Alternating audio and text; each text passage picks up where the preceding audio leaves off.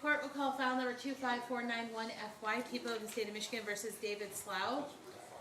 Good morning, Mr. Slough. Hi, Jack. I'm David John Slough. All right, so the court will just indicate that this matter has the complaint authorizes charges against David John Slough. The court is familiar with Mr. Slough, and so we do have him on Zoom this morning, and the court does recognize him. So this is the date scheduled for an arraignment. Mr. Dreama, you would like me to read the complaint, is that correct? Your Honor, I would ask the court to read the complaint to him. All right, so Mr. Slough, the court is going to read the complaint so that you understand. Hi, Jack. I'm David John. All right, so Mr. Slough, again, this is an arraignment. It's the court's obligation to notify you of the charges in the complaint, and so I do have to read them. So I would ask that you please just listen. This is something that the court is required to do. So count 1 is assaulting, resisting, obstructing a police officer. Did assault, batter, wound, resist, obstruct, oppose, or endanger Sergeant Matthew Umalis, a police officer with the city of Charlevoix that the defendant knew or had reason to know was performing his or her duties contrary to MCL 750.81D1. This is a felony punishable by up to 2 years and or $2,000. A consecutive sentence may be imposed if the assault was committed in a place of confinement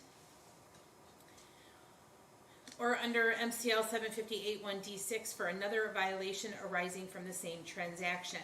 I will just indicate, Mr. Slough, that counts 2 and 3 are also resisting and obstructing a police officer under 750.81D1.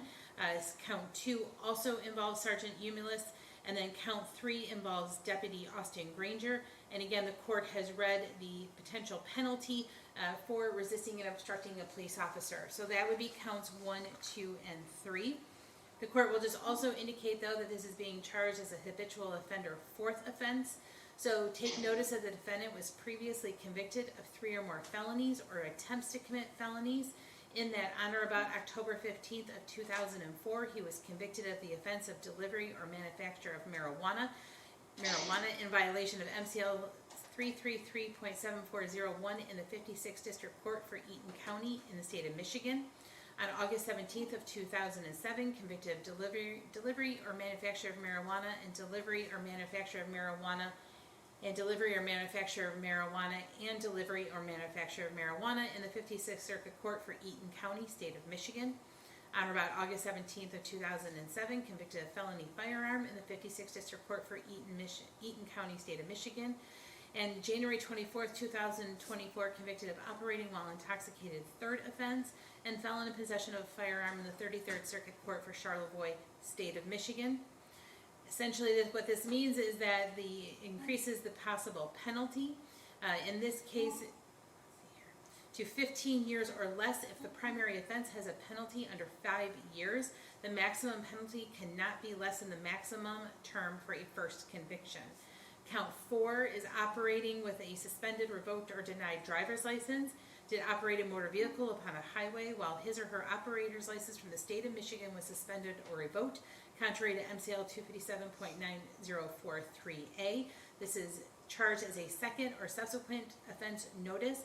So the defendant was previously convicted of violating MCL 247, I believe that should be 257.904 on or about January 29th of 2005 in the 56A District Court for Eaton County, state of Michigan.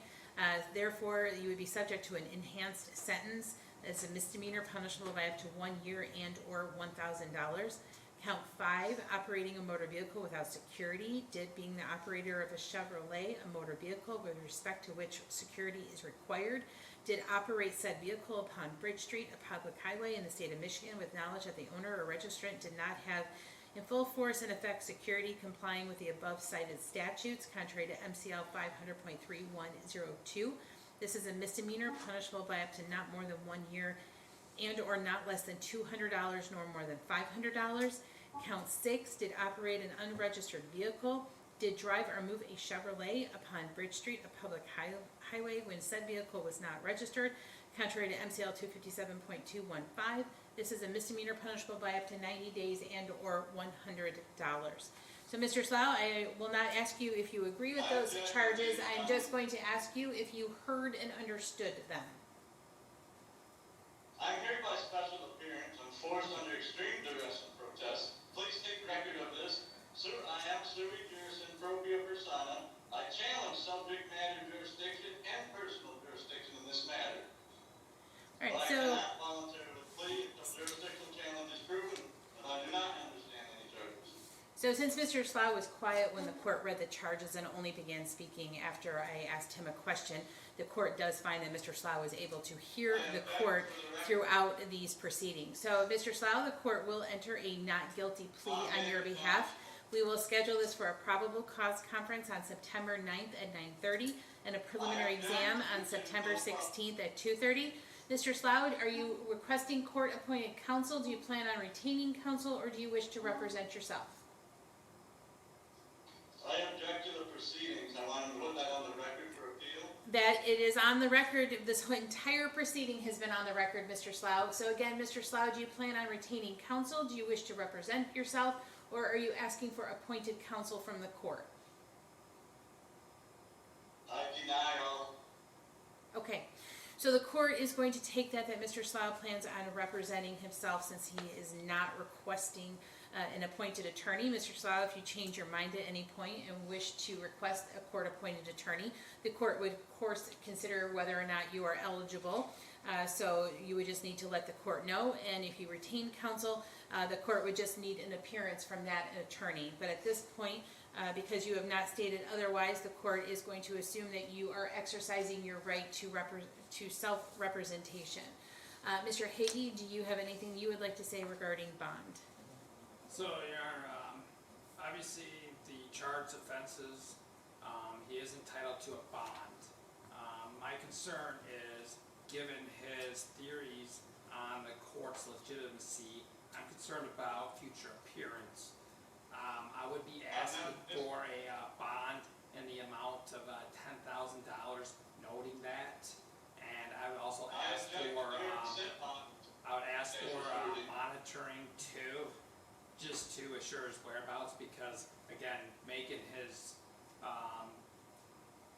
inclinations known, he doesn't appear to respect the court's authority, so I am concerned about future appearance.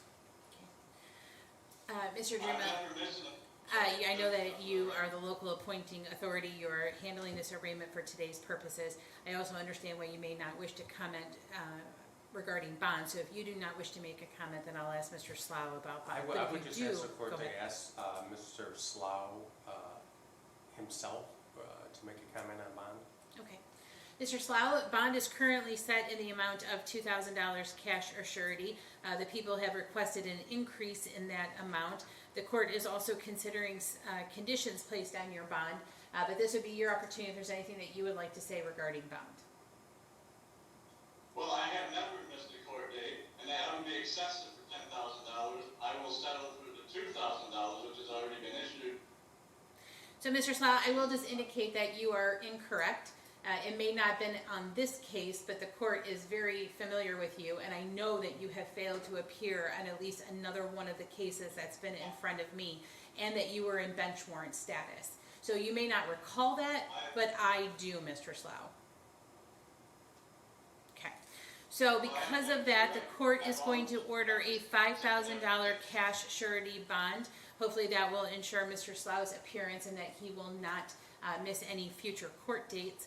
Mr. Slough, I am adding special conditions that you may not operate a motor vehicle, you may not engage in any threatening, intimidating, harassing, or violent behavior towards any person, and you are not to possess or purchase a firearm, ammunition, or any other dangerous weapon. Hear and understand those conditions, Mr. Slough? I do comprehend those. Okay. All right, Mr. Slough, then we are finished for today. Understand?